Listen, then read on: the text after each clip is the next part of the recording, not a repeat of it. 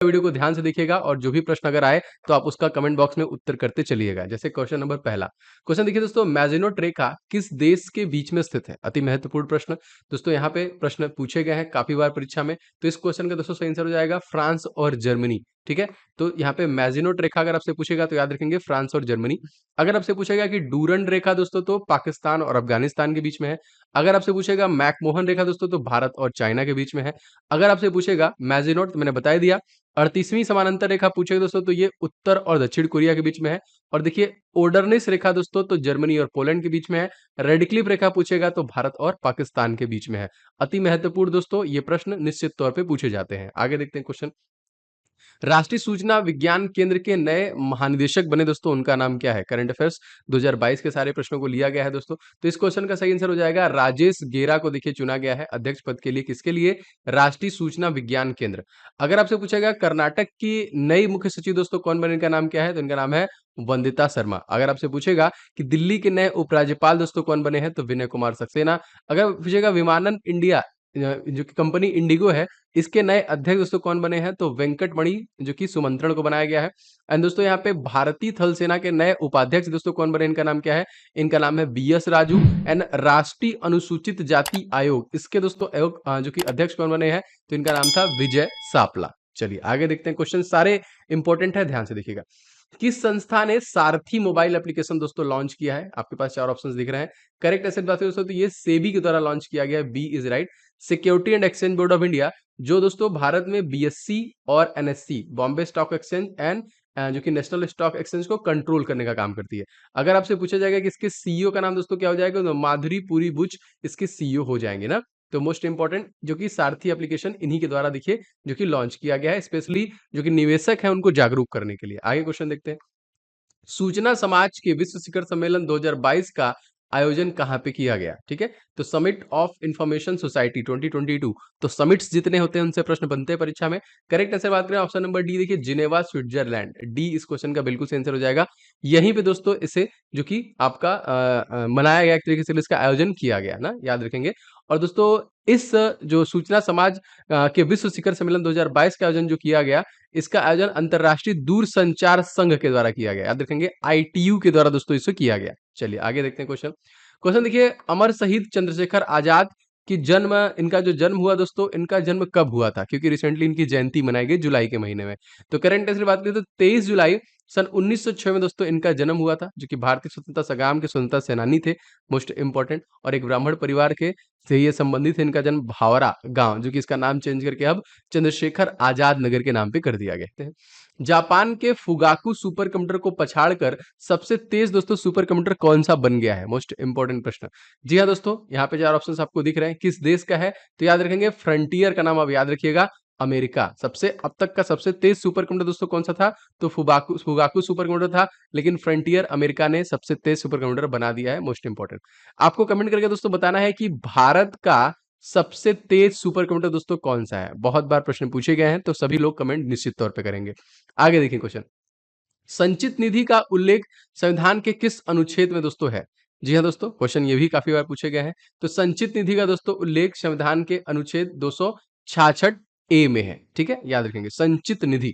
अच्छा, संविधान के अनुच्छेद 266 ए के अनुसार सरकार को मिलने वाले सभी राजस्वों जैसे सीमा शुल्क, उत्पाद शुल्क, आयकर, संपदा शुल्क, अन्य कर, शुल्क और सरकार द्वारा दिए गए ऋणों की वसूली से जो धन प्राप्त होता है दोस्तों, वे सभी संचित निधि में जमा किए जाते हैं। ठीक है, याद रखिएगा इसको। दोस्तों आप सभी से गुजारिश है कि इस वीडियो को आप लोग तुरंत लाइक कर दीजिए और कर दीजिएगा शेयर, जिससे आइडिया लगे क्लासेस कितने लोग को अच्छे लग रहे हैं और डेली बेसिस पे आएंगे भी। और जो लोग भी चैनल पर नए होंगे तो सब्सक्राइब करके दोस्तों बेल बटन को ऑन कर लीजिएगा। आगे देखिए क्वेश्चन। वैश्विक मातृपितृ दिवस दोस्तों हम लोग कब मनाते हैं? करेक्ट आंसर बात करें तो 1 जून, जून के महीने में हम लोग 1 जून को दोस्तों हम लोग हर वर्ष जो कि पितृ दिवस के रूप में मनाते हैं। ठीक है, अगर आपसे मान लीजिए जुलाई पूछता तो 1 जुलाई को बहुत सारा दिवस मनाते हैं। एक तरीके से कह लीजिए जीएसटी दिवस हम लोग मनाते हैं कब? 1 जुलाई को मनाते हैं। सीए दिवस कब मनाते हैं? 1 जुलाई को मनाते हैं ना, याद रखेंगे। डॉक्टर दिवस हम लोग कब मनाते हैं दोस्तों? ये भी आपका 1 जुलाई को ही मनाते हैं। क्वेश्चन अगला देखते हैं। माउंट किलिमंजारो ज्वालामुखी दोस्तों कहाँ पे स्थित है? जी हाँ दोस्तों, स्टैटिक जीके से प्रश्न बनेंगे परीक्षा में। तो माउंट किलिमंजारो दोस्तों ये तंजानिया में स्थित है। ए इज द राइट आंसर ना। तो ये देखिए, इसकी ऊंचाई अगर आप पूछेगा तो 5,895 मीटर की दोस्तों उसकी ऊंचाई है। जो ज्वालामुखी पर्वत है, सबसे बड़ा मुक्त खड़ा पर्वत है दोस्तों, जो पर्वत श्रृंखला के लिए स्वतंत्र है, एक तरीके से याद रखेंगे। भारत का अगर आपसे पूछेगा दोस्तों तो K2 हो जाएगा, गार्डविन आस्टीन, जिसकी ऊंचाई कितनी है 8611। अगर भारत में हिमालय का पूछेगा दोस्तों तो याद रखेंगे 85-86 मीटर दोस्तों जो है कंचनजंगा कहाँ पे है, ये सिक्किम में हो जाएगा। आगे देखिए क्वेश्चन, पर्यावरण संरक्षण के लिए जैव विविधता नीति 2022 जो कि किस भारतीय सार्वजनिक क्षेत्र की कंपनी दोस्तों जारी किया है दोस्तों? यस दोस्तों, ये जो कंपनी है ये है भारतीय ताप निगम लिमिटेड ना, thermal power corporation limited, NTPC के द्वारा दोस्तों, जो कि पर्यावरण संरक्षण के लिए जैव विविधता नीति 2022 को जारी किया गया। आगे देखते हैं क्वेश्चन।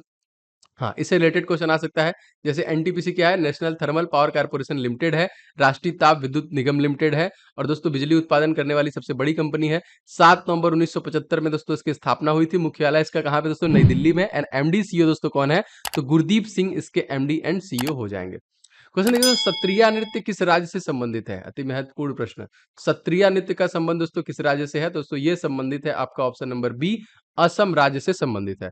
अब दोस्तों हमारे टोटल कितने जो कि शास्त्रीय नृत्य हैं अगर आपसे पूछा जाएगा तो टोटल 8 हमारे शास्त्रीय नृत्य जाएंगे। कौन कौन से? भरतनाट्यम तमिलनाडु का, कथकली है दोस्तों केरला का, कथक है आपका उत्तर प्रदेश का, कुचिपुड़ी है आंध्र प्रदेश का, मोहिनी अट्टम है केरला का, देखिए मणिपुरी है मणिपुर का, सत्रिया है दोस्तों असम का और ओडिसी है आपका उड़ीसा का। तो इसको भी एकदम दिमाग में अच्छे से याद रखिएगा। आगे क्वेश्चन देखते हैं। किस संस्थान ने विश्व तंबाकू निषेध दिवस के अवसर पर टोबैको पॉइजनिंग और प्लेनेट नामक रिपोर्ट को जारी किया है? ठीक है, तो इंपॉर्टेंट क्वेश्चन दोस्तों बनता है दोस्तों, ये और कोई नहीं है दोस्तों, ये है WHO world health organisation, most important Switzerland. अच्छा, कमेंट करके बता सकते हैं तत्कालिक इसके प्रेसिडेंट कौन है? जो भी कमेंट करेगा मैं उसको पिन कर दूंगा कमेंट बॉक्स में। तो WHO के तत्कालिक प्रेसिडेंट का नाम आपको बताना है। क्वेश्चन 100, माचिया जैविक उद्यान राजस्थान के किस जिले में स्थित है? जी हाँ दोस्तों, माचिया जैविक उद्यान जयपुर, कोटा, जोधपुर या फिर जैसलमेर। करेक्ट आंसर की बात हो तो ये जोधपुर में स्थित है। इस क्वेश्चन का सी आंसर सही हो जाएगा ना, जो कि जोधपुर में है। इस पार्क में देश का पहला राष्ट्रीय जो कि वानस्पतिक उद्यान को भी स्थापित किया गया था। मोस्ट इंपोर्टेंट, यह प्रसिद्ध कायलाना झील के पास में स्थित है, राजस्थान जोधपुर। आगे देखिए क्वेश्चन, 12वीं हॉकी इंडिया राष्ट्रीय जूनियर पुरुष हॉकी चैंपियनशिप 2022 का खिताब दोस्तों किसके द्वारा जीता गया? करेक्ट आंसर दोस्तों बात करें अगर हम तो यहाँ पे देखिए Uttar Pradesh, A is the right answer, UP के द्वारा दोस्तों इसको जीता गया। तो उत्तर प्रदेश में देखिए 12वीं इंडियन जूनियर जो कि पुरुष राष्ट्रीय चैंपियनशिप में फाइनल में चंडीगढ़ 2-0 से हराकर यह खिताब जीता है। इसका आयोजन दोस्तों कहाँ पे हुआ था? तो कोविलपट्टी तमिलनाडु में इसका आयोजन किया गया था। आगे देखते हैं, निम्नलिखित में से कौन सा विश्व में तांबे का अग्रणी उत्पादक है? जी हाँ दोस्तों, किसका उत्पादक की बात की जा रही है? तो तांबे का। करेक्ट आंसर दोस्तों बात करेंगे तो Chile is the right answer, B सही हो जाएगा यहाँ पे। ठीक है, चिली जो है दोस्तों तांबे का अग्रणी उत्पादक जो कि देश हो जाएगा। सॉरी यहाँ पे, अच्छा यहाँ पे, अब यहाँ पे देखिए अलग अलग उत्पादन और देश का नाम मैंने यहाँ पे मेंशन किया है। जैसे धातु के जो प्रमुख उत्पादन है, जैसे एल्यूमिनियम चाइना में, तांबा चिली में, बॉक्साइड ऑस्ट्रेलिया में, सोना चाइना में, मैग्नीज दक्षिण अफ्रीका में, पारा चाइना में, निकल जो है इंडोनेशिया में, नियोबियम दोस्तों ब्राजील में, पल्लादियम दोस्तों रशिया में, चांदी मैक्सिको में, टीन जो है दोस्तों आपका ये चाइना में हो जाएगा। आगे देखते हैं, 17वें मुख्य अंतर्राष्ट्रीय फिल्म महोत्सव का आयोजन दोस्तों मुंबई में किया गया। इस वर्ष किस देश की कंट्री ऑफ फोकस को दोस्तों चुना गया है? यस, इस क्वेश्चन का दोस्तों करेक्ट आंसर हो जाएगा बांग्लादेश को देखिए यहाँ पे चुना गया है। सी इज द राइट आंसर ना। तो 29 जून से देखिए यहाँ पे 29 मई से 4 जून के मध्य में दोस्तों ये 17वें मुंबई अंतर्राष्ट्रीय फिल्म महोत्सव 2022 में वर्ली स्थित नेहरू सेंटर ऑडिटोरियम में दोस्तों इसका आयोजन किया गया। बांग्लादेश की आजादी के 50 वर्ष पूरे होने के उपलक्ष्य में इस वर्ष कंट्री ऑफ फोकस चुना गया है। किसे? बांग्लादेश को। मोस्ट इंपोर्टेंट, अच्छा बांग्लादेश है दोस्तों हमारी सबसे लंबी सीमा रेखा है कितने किलोमीटर की? तो 4096 किलोमीटर की सबसे लंबी सीमा रेखा है। आगे देखते हैं, भारत द्वारा उत्पादित कृषि वस्तुओं में भारत इनमें से किस एक वस्तु का सबसे बड़ा उत्पादक जो कि है, सबसे ज्यादा करता है? दोस्तों सबसे ज्यादा अगर आपसे यहाँ पे बात की जाए तो दलहन हो जाएगा दोस्तों। तो भारत दुनिया भर में दालों का सबसे बड़ा जो कि उत्पादक और उपभोक्ता है। दालों का लगभग आत्मनिर्भर एक तरीके से इन्होंने हासिल कर दी है और भारत का हिस्सा लगभग 62% है पूरी दुनिया में। आगे देखते हैं क्वेश्चन नेक्स्ट देखिए। शैक्षणिक व्यवस्था को मजबूत बनाने के लिए वर्ष 2022 में आयोजित राष्ट्रीय शिक्षा मंत्रियों के सम्मेलन की मेजबानी दोस्तों कौन सा राज्य करने वाला है? जी हाँ दोस्तों, ये और कोई नहीं, ये है दोस्तों गांधीनगर गुजरात के द्वारा दोस्तों किया जाएगा। ठीक है, तो इस सम्मेलन में जो है केंद्रीय शिक्षा मंत्री धर्मेंद्र प्रधान के साथ अन्य केंद्रीय मंत्री भी रहेंगे जो इस सम्मेलन में भाग लेंगे। यह राष्ट्रीय शिक्षा नीति 2020 स्कूल कौशल और डिजिटल परियोजनाओं जैसे राष्ट्रीय डिजिटल शिक्षा वास्तुकला और राष्ट्रीय शैक्षिक प्रौद्योगिकी मंच के कार्यान्वयन पर ध्यान केंद्रित करेगा। आगे देखिए, फतेहपुर सीकरी को दोस्तों किसके द्वारा मुगल साम्राज्य की राजधानी के रूप में दोस्तों स्थापित किया गया? जी हाँ दोस्तों, यहाँ पे राइट आंसर हो जाएगा अकबर के द्वारा। Option number D is the right answer ना। तो फतेहपुर सीकरी शहर मुगल सम्राट अकबर द्वारा बनवाया गया था। उसने इस शहर को अपनी राजधानी बनाने की योजना बनाई थी, लेकिन पानी की कमी से उसने शहर को छोड़ने के लिए मजबूर कर दिया। इसके बाद 20 वर्षों के भीतर मुगलों की राजधानी लाहौर में स्थानांतरित कर दी गई और फतेहपुर सीकरी 1571 से लेकर 85 के बीच में उन्होंने इसे अपना जो कि बनाया था रणनीति। क्वेश्चन देखिए, चीनी क्षेत्र में सहकारी संस्था एनएफसीएसएफएल द्वारा जारी रिपोर्ट के अनुसार वित्त वर्ष 2021-22 में भारत का शीर्ष चीनी उत्पादक राज्य दोस्तों कौन सा है? दोस्तों उत्तर प्रदेश सबसे ज्यादा उत्पादन करता था, लेकिन यहाँ पे राइट आंसर हो जाएगा आपका महाराष्ट्र। ए इज द राइट आंसर। तो पहले नंबर पे महाराष्ट्र, दूसरे नंबर पे उत्तर प्रदेश, तीसरे नंबर पे दोस्तों कर्नाटका हो जाएगा। आगे बढ़ते हैं। समुद्रगुप्त के दरबारी कवि दोस्तों कौन थे? क्वेश्चन आया है काफी बार। तो यस दोस्तों, ये हो जाएगा हरिसेन। ऑप्शन नंबर बी सही हो जाएगा यहाँ पे, क्योंकि यहाँ पे देखिए हरिसेन गुप्त साम्राज्य के दरबारी कवि थे और यहाँ पे क्वेश्चन इस प्रकार से पूछे गए हैं बहुत बार। आगे देखते हैं क्वेश्चन। देखिए, माड़ मिट्टी उत्तर प्रदेश के किस भाग में पाई जाती है? तो माड़ मिट्टी देखिए उत्तर प्रदेश के दक्षिणी उत्तर प्रदेश में पाई जाती है। बी इस क्वेश्चन का बिल्कुल सही आंसर हो जाएगा। आगे देखिए क्वेश्चन, किस वेद में सबसे प्राचीन वैदिक युग की संस्कृति के बारे में दोस्तों जानकारी मिलती है? देखिए, वेदों से संबंधित क्वेश्चन हमेशा प्रश्न आता है, आपने रिसेंट एग्जामिनेशन में भी देखे होंगे। तो Rigveda is the right answer. तो ऋग्वेद वेदों के रूप में जो कि जाना जाता है, सब भजन अन्य पवित्र ग्रंथों जो कि संग्रहों के सबसे पुराने ग्रह है यहाँ पे और सबसे पवित्र भी दोस्तों इसे माना गया है। तो याद रखेंगे ऋग्वेद सबसे प्राचीनतम। निम्नलिखित में से किस शासक ने जीतन नामक तांबे सिक्के जारी किए हैं दोस्तों? यस इस क्वेश्चन का भी सही आंसर हो जाएगा Iltutmish is the right answer. C is right.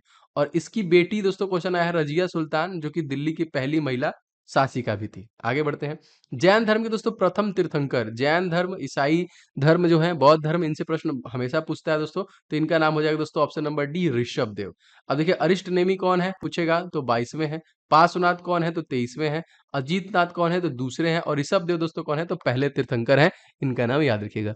उम्मीद करता हूं दोस्तों ये सेशन आपको अच्छा लगा होगा। अगर लगा होगा तो दोस्तों प्लीज वीडियो को लाइक जरूर कीजिएगा, जो मुझे आइडिया देगा कितने लोगों को क्लासेस पसंद आ रहे हैं। तो वीडियो को शेयर कीजिएगा कहीं ना कहीं अपने दोस्तों के साथ। एंड चैनल पर नए होंगे तो सब्सक्राइब करके बेल बटन दबा लेंगे तो लगातार क्लासेस आपको इसी तरह मिलते रहेंगे। मिलेंगे नेक्स्ट वीडियो में। जय हिंद।